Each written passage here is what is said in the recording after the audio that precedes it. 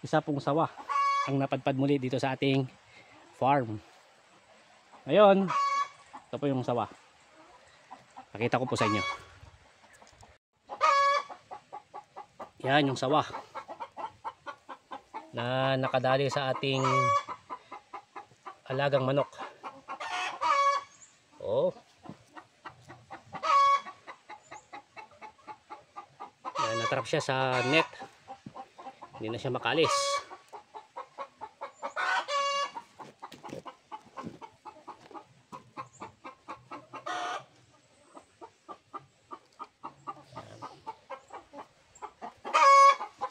Yan po yung ating alagang manok. Kawawa naman. Saka yung isa nandito sa kulungan. Okay. Tatalian po natin ng baging. Ang tawag po sa baging na ito ay sabawil.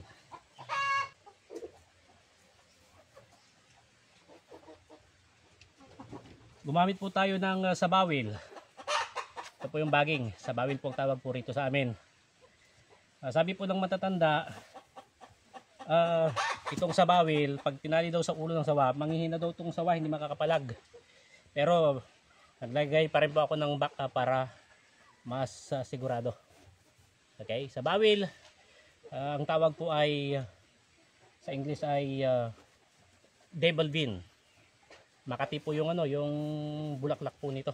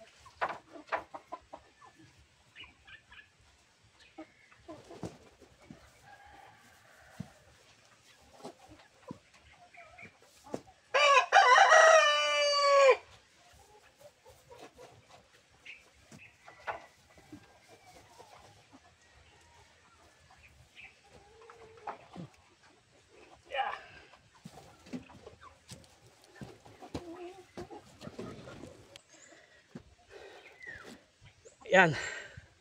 Ito siya oh. Ang gagawin po natin ngayon, papakawalan po natin ito sa gubat. Lalayo po natin dito sa ating farm. Pang 8 na po itong sawa na to na nahuli po rito. Na-trap sa ating raging net. Yan. Maganda po talaga kung may garito po yung inyong manukan. Sige po. Salamat sa panonood. Bye. Bye.